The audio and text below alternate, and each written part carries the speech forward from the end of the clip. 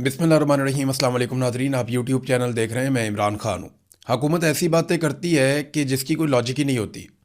यानी एक तरफ ये कहते हैं कि हम सऊदी अरब की सिक्योरिटी का बंदोबस्त करेंगे, एक तरफ ये कहते हैं कि हम खित्ते में बहुत बड़ा किरदार अदा कर रहे हैं, और दूसरी तरफ एक शख्स को अस्पताल लाते हुए डरते हैं। वो कहते हैं जी इमरान खान को सिक्योरिटी प्रोवाइड नहीं कर सकते थे, इसलिए हम उन्हें दूसरे अस्पताल में ले गए, और एक सिचुएशन पैदा हो गई कि कारकुन निकल आए थे। वो तो जो पाकिस्तान के अंदर कंट्रोल्ड इलेक्ट्रॉनिक मीडिया है, जो पाकिस्तान की मिलिट्री एस्टेब्लिशमेंट जिसे कंट्रोल करती है, उस इलेक्ट्रॉनिक मीडिया ने भी पोल खोल दिया। हत्ता कि उनके अपने रिपोर्टर्स ने ये कहा कि जनाब लोग तो 1 किलोमीटर दूर थे और ये पार्टी के कारकुन नहीं थे, ये कोई झंडे लेकर नहीं आए थे, ना ही पार्टी की जानिब से कोई कॉल दी गई थी, बल्कि ये तो फैमिलीज थी जो अपनी मर्जी से निकल कर आ गए कि शायद इमरान खान की कोई झलक देखने को मिल जाए।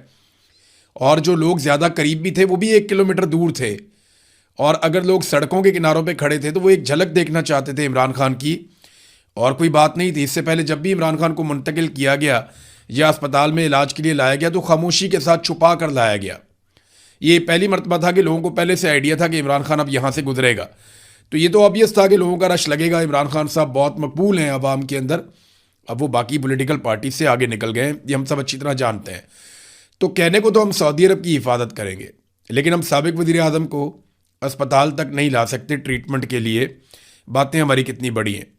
गुज़िश्ता 2 दिनों में कम से कम ये चीज़ क्लियर हो गई है, और पाकिस्तान की मिलिट्री एस्टेब्लिशमेंट को एक बहुत बड़ा सबक सीखने को मिला है कि आज भी लोग इमरान खान के साथ खड़े हैं, और अब भी इमरान खान पाकिस्तान में सियासी लीडरों में सबसे ज़्यादा मकबूल है, और लोग उसके साथ बदस्तूर उसी तरह खड़े हैं जैसे माजी में खड़े थे। तो ये तो उन्हें पता चल गया, जैसे एकदम पूरा माहौल बन गया था पाकिस्तान में।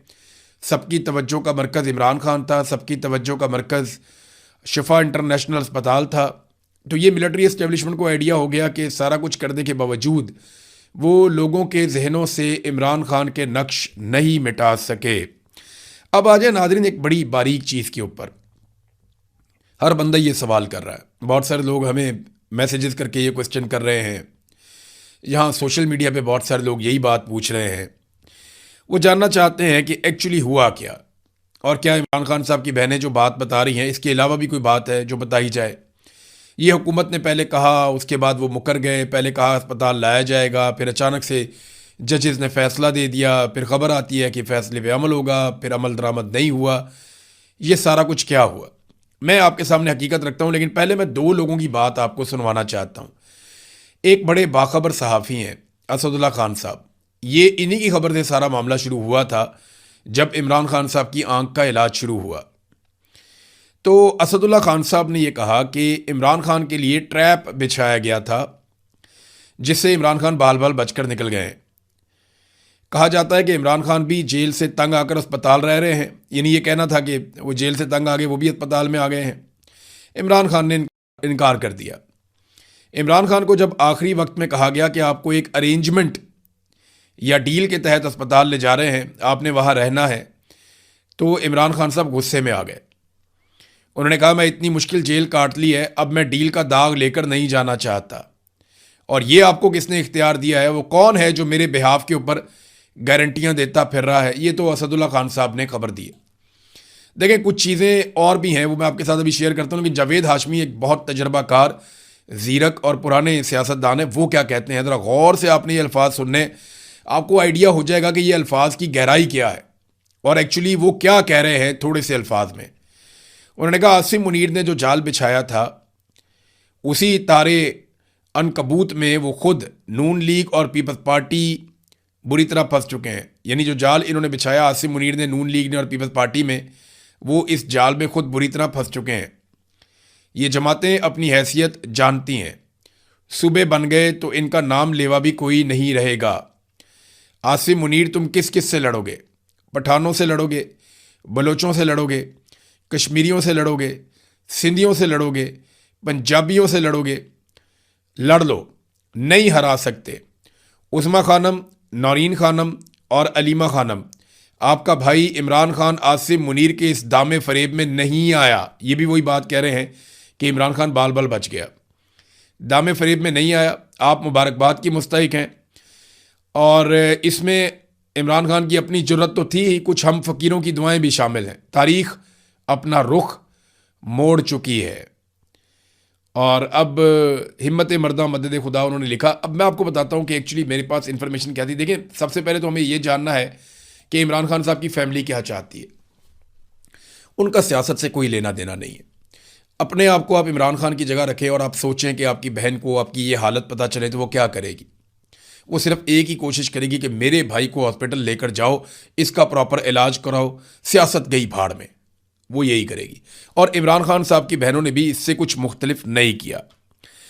अब इमरान खान ने अपनी बहन नौरीन खानम के साथ जो बातचीत की थी ना, वो बातचीत हो रही थी रिकॉर्ड। और अभी जो नजम सेठी है उन्होंने भी ये बात की कि इमरान खान साहब बाकायदा बड़े सख्त अल्फाज इस्तेमाल करते हैं मिलिट्री एस्टेब्लिशमेंट या आसिम मुनीर के बारे में, और ये चीज़ें रिकॉर्ड होती हैं। उन्हें कहा जाता है कि रिकॉर्ड हो रही हैं, वो कहते हैं मुझे कोई परवाह नहीं, सुनता तो सुने। तो इमरान खान ने अपनी बहन नौरीन खानम को जो कुछ भी कहा, और उसके बाद जो लोग बाकी मिलने के लिए आए इमरान खान साहब को, उनके सामने इमरान खान साहब ने जो जो बातें की थी, वो बातें ना सिर्फ रिकॉर्ड हो रही थी बल्कि वो बातें सुनी भी जा रही थी। अब इसमें ना एक रिपोर्ट उन्होंने बनाई, यानी जो सुनने वाले थे उन्होंने एक रिपोर्ट बनाई और आला सतह पे ऊपर तक भिजवाई कि जनाब हमारी रिपोर्ट के मुताबिक इमरान खान साहब अस्पताल में जाके अपना इलाज तो करवाना चाहते हैं, लेकिन इमरान खान पे भरोसा नहीं किया जा सकता। इमरान खान की बातों से ऐसा लगता है कि वो अपना दबाव बढ़ाएंगे। उनका इलाज और ज़रूरी ट्रीटमेंट जब हो जाएगा तो बहुत मुमकिन है कि इमरान खान साहब वापस अस्पताल से जेल जाने का मुतालबा कर दें, और इस मुतालबे के बाद इस फेवर की कोई हैसियत नहीं रह जाएगी अगर कोई फेवर इमरान खान को दी जा रही है। इमरान खान का कद बढ़ जाएगा, लोगों का हौसला बढ़ जाएगा, उनकी तहरीक जोर पकड़ जाएगी। लिहाजा फिर अपना मनसूबा तब्दील कर दिया गया। यानी एस्टेब्लिशमेंट के दिमाग में ये था कि जब इमरान खान साहब को अस्पताल में पहुंचाया जाएगा, अस्पताल में रखा जाएगा, तो इमरान खान साहब नवाज शरीफ की तरह खामोश हो जाएंगे, वो बात नहीं करेंगे। लेकिन जो बातें इमरान खान साहब ने अपनी बहन को मिलकर कही हैं और जो बातें उन्होंने बाकी लोगों से की, ये रिपोर्ट बनाई गई कि नहीं, ये 9 महीने की कैद तन्हाई इस आदमी का कुछ नहीं बिगाड़ सकी। अभी भी इस पर भरोसा नहीं किया जा सकता। आप इसको जैसे ही कंफर्टेबल पोजीशन में डालेंगे, ये थोड़ी देर के बाद वापस रिएक्ट करेगा और ये पहले से ज़्यादा ताकतवर और खौफनाक हो जाएगा और पब्लिक को भी ज़्यादा तगड़ा कर देगा। लिहाजा फिर उन्होंने अपना प्लान तब्दील किया। ये एक जो है वो इस तरीके से भी सारी चीज़ को देखना होगा। और ये मेरे एक सोर्स ने मुझे बताया कि एक्चुअली चीज़ें तय कर ली गई थी। पाकिस्तान तहरीक इंसाफ के कुछ लोग राब्ते में थे और ये कह दिया गया था कि ये सारा कुछ होगा, लेकिन इमरान खान साहब किसी ऐसी चीज़ के लिए आमादा नहीं हुए। मैं आपको फिर बता रहा हूँ कि इमरान खान साहब किसी डील पर आमादा नहीं हुए। इमरान खान अपना इलाज करवाना चाहते हैं, ये बात बिल्कुल ठीक है, मगर वो इसके लिए अपने मकसद को कुर्बान नहीं कर सकते, वो इसके लिए तैयार नहीं है। और वो नवाज शरीफ बनने के लिए बिल्कुल तैयार नहीं है, जबकि पूरा सिस्टम और नवाज शरीफ, उनकी ये ख्वाहिश है कि इमरान खान नवाज शरीफ बन जाए। लेकिन इमरान खान ने खुद भी कहा और वो बन भी नहीं रहे, वो कहते हैं मैं नवाज शरीफ नहीं बनूंगा। एक और चीज़ नाजरीन, के अगर वाकई हुकूमत कुछ छुपाना नहीं चाह रही, एक मामला ये भी है ना, जो इमरान खान बार बार कहते हैं कि मुझे मोहम्मद मुर्सी की तरह मार दिया जाएगा। मोहम्मद मुर्सी के साथ जो हुआ उसी तरह उसको स्लो स्लो कत्ल कर दिया गया था, मुझे भी कत्ल कर दिया जाएगा। मुर्सी के ऊपर हम पूरा एक वीलॉग करेंगे, आपको बताएंगे कि मुर्सी के साथ क्या हुआ, किस तरीके से हुआ, और इमरान खान और मुर्सी के मामलात में किस तरह की मुमासलत है, ये हम आपके सामने रखेंगे। अब ये जो वाकई हुकूमत अगर कुछ छुपाना नहीं चाह रही, तो फिर डॉक्टर फैसल सुल्तान को क्यों नहीं जाने दिया गया? अगर तो हुकूमत कुछ नहीं छुपाना चाह रही तो डॉक्टर फैसल सुल्तान भी पिम्स अस्पताल पहुंचाए जा सकते थे। उनकी मौजूदगी में इमरान खान साहब का इलाज होता तो वो कुछ सवालात उठाते, कुछ चीज़ें पता करते। लेकिन डॉक्टर फैसल सुल्तान को यरगमाल बनाया गया, पहले जेल में और फिर उसके बाद शिफा इंटरनेशनल अस्पताल में। कई घंटे रखने के बाद सुबह उन्हें कहा गया कि इमरान खान साहब नहीं आ रहे, आए आपको हम छोड़ आते हैं। तो उनको ले जाके अडियाला जेल के बाहर जहाँ गाड़ी खड़ी थी वहाँ छोड़ दिया गया। ये डॉक्टर फैसल सुल्तान के साथ किया गया। यहाँ से आपको इस बात का अच्छी तरह आइडिया हो जाना चाहिए कि हुकूमत कुछ ना कुछ तो छुपाना चाह रही, कुछ ऐसा है मेडिकली जो वो नहीं चाहते कि जो सीनियर डॉक्टर हैं या जो एक्सपर्ट हैं उनके सामने कुछ चीज़ें आए। दुनिया पूरी में इमरान खान साहब के लिए आवाज़ उठ रही है। मीरवाइज उमर फारूक जो हुर्रियत रहनुमा है भारत में, मकबूजा कश्मीर में, उन्होंने एक स्टेटमेंट जारी किया। उनका स्टेटमेंट मैं आपके सामने रखता हूँ। उन्होंने कहा जी सियासी कैदियों के हुकूक यूनिवर्सल हैं, आलमी सतह पे हैं, जो जुग्राफिया, हुकूमत या सियासी वाबस्तगी से बालातर है, चाहे वो भारत हो, पाकिस्तान हो या दुनिया का कोई भी खित्ता हो। कैद में मौजूद अफराद के साथ वक़ार और इंसानियत के साथ पेश आना ज़रूरी है। उन्हें मुनासिब तिब्बी सहूलियात, ख़ानदान और कानूनी मुशीर तक रसाई और मुनसिफाना अदालती अमल मिलना चाहिए। अदालती अहकामात का एहतराम और कानून की हुक्मरानी को बरकरार रखा जाना चाहिए। सियासी इख्तलाफात कभी भी किसी कैदी को उसके बुनियादी हुकूक से महरूम करने का जवाज़ नहीं बन सकते। ये बात की है मीर वाइस उमर फारूक ने। आलमी सतह पे अमेरिका में, बरतानिया में, यूरोप में बहुत सारे रहनुमा, बहुत सारे सियासतदान, बहुत सारे जर्नलिस्ट, इंसानी हकूक़ की तंजीमें, हर तरफ से इमरान खान साहब के हक़ में आवाज़ें उठ रही हैं और बड़े पैमाने पे आवाज़ें उठ रही हैं। लोग लेटर्स लिख रहे हैं, इसके ऊपर डिबेट हो रही है, बातचीत हो रही है, NGOs इस पे काम कर रही हैं। तो ये जो जुल्म किया गया है ना, इसने पूरा का पूरा सिनेरियो तब्दील किया। पाकिस्तान तहरीक इंसाफ के अंदर जो मीटिंग हुई, उससे भी एक चीज़ सामने आती है कि वहाँ जो लोग मफाहमत पे यकीन रखते थे तहरीक इंसाफ में, एक ग्रुप ऐसा भी है ना, वो चाहते हैं कि बातचीत की जाए, कोई मसले का हल निकाला जाए। हर जगह पे, हर जमात में, हर ग्रुप के अंदर लोग ऐसे होते हैं, कुछ सख्त गिर होते हैं, कुछ नरम किस्म के लोग होते हैं। लोगों का अपना अपना तरीका होता है मसाइल को हल करने का। तो तहरीक इंसाफ में जो लोग मफाहमत पर यकीन रखते थे, ये 2-3 दिन में जो कुछ भी हुआ वो दीवार के साथ लग गए। और यानी उनका अभी भी मौक़िफ़ है कि ये हुकूमत कर रही है, हो सकता है एस्टेब्लिशमेंट ना कर रही हो। 2-3 दिन में जो कुछ भी हुआ है, उनकी जो कोशिशें हैं उसको नुकसान पहुंचा है। जबकि जो मुज़ामती ग्रुप है पाकिस्तान तहरीक इंसाफ के अंदर, उसका बयानिया दुरुस्त साबित हो रहा है, उसका बयानिया ज़्यादा मजबूत साबित हो रहा है। और इमरान खान साहब का जब ये स्टेटमेंट आया कि सुहेल अफरीदी को तैयारियाँ तेज़ करे और अपनी तहरीक को तेज़ करे, तो फिर सुहेल अफरीदी की जिम्मेदारी भी बढ़ जाती है।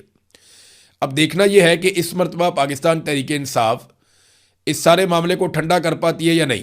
क्योंकि जब इमरान खान साहब की आंख का मामला आया था, तो वो ऐन मौका था जब एक तहरीक खड़ी की जाती, जोर लगाया जाता, सारे निकलते, शोर मचाते और बेशक खैबर पख्तूनख्वा को बंद कर देते, कुछ भी करते।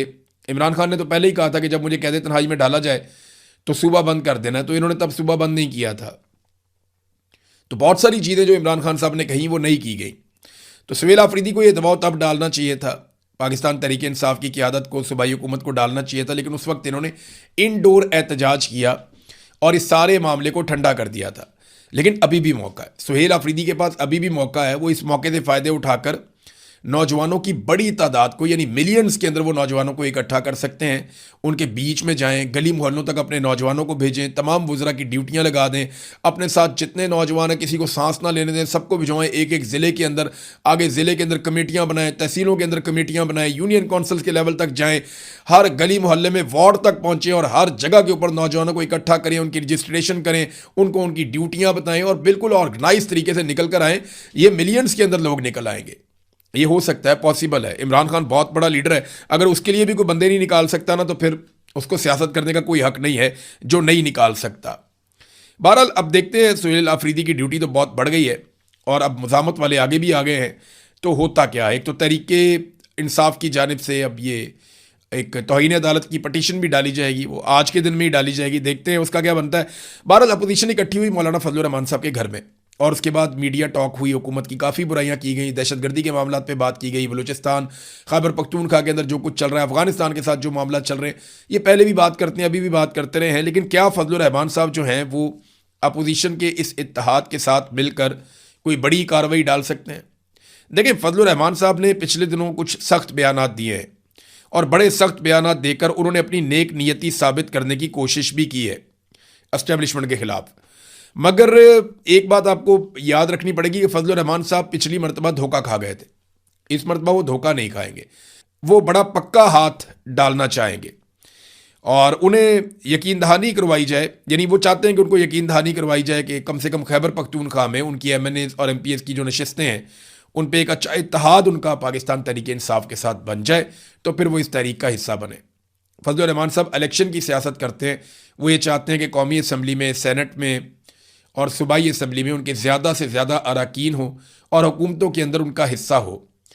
तो वो उनका मतबा नज़र वही होता है, वो पार्लिमानी सियासत करते हैं और पार्लियामेंट के अंदर ज़्यादा बड़ी तादाद में रहना चाहते हैं। तो पिछली मरतबा उनके साथ धोखा हो गया था, वो चाहेंगे और वो जानते हैं कि PTI को वोट पड़ना है। अगर उनका PTI के साथ एक इत्तेहाद बन जाता है तो उससे फ़ायदा भी होगा। बहरहाल फजल रहमान साहब जो हैं वो उनकी सियासत बिल्कुल वैसी नहीं है जैसी इमरान खान साहब की सियासत है, फजल रहमान साहब की स्टेटस को की सियासत है। लेकिन इस वक्त क्योंकि मफादात सबके मिलते हैं तो ये इकट्ठे मिलकर भी चल सकते हैं। नाज़रीन, दुनिया भर में जो मीडिया है उसमें फील्ड मार्शल आसिम मुनीर को मिलने वाले नए बेमिसाल इख्तियारात की जो खबरें हैं वो छपी हैं, लेकिन पाकिस्तान का मीडिया इसके ऊपर कोई ज़्यादा बातचीत नहीं कर पा रहा। हालांकि फील्ड मार्शल पाकिस्तान के स्याह और सफ़ेद के मालिक बन गए हैं कानूनी तौर पे, और फ़ौज के अंदर इनको बहुत ज़्यादा इख्तियारात मिल गए हैं। मैं इन इख्तियारात के हवाले से कुछ थोड़ा सा आपको बताता हूँ। आप इख्तियारात का अंदाज़ा यहाँ से कर लें कि मुसल्लह अफवाज पर जो अहम इख्तियार था सिविल हुक्मरानों का या सिविलियन हुकूमत का जो इख्तियार होता था मुसल्लह अफवाज पर, ये 53 साल बाद बड़ी खामोशी के साथ उसे सरेंडर कर दिया गया आसिम मुनीर साहब के सामने।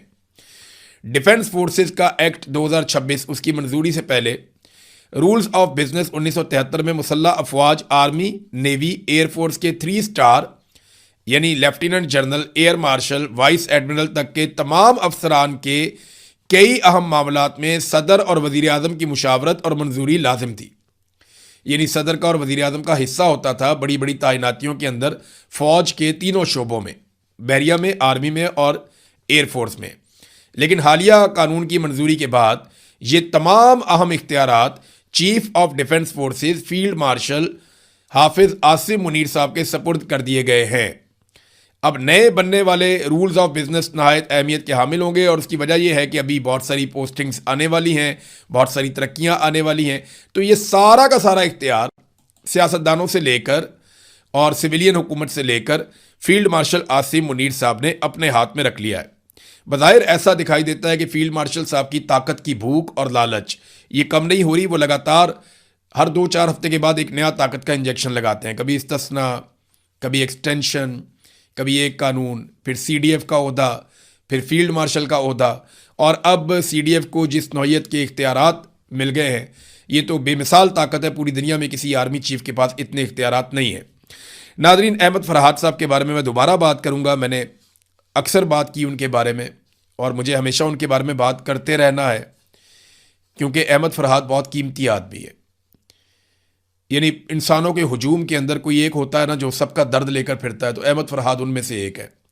वो हर पाकिस्तानी का दर्द महसूस करता है, हर गरीब का दर्द महसूस करता है और उसको अल्फाज में ढालता है।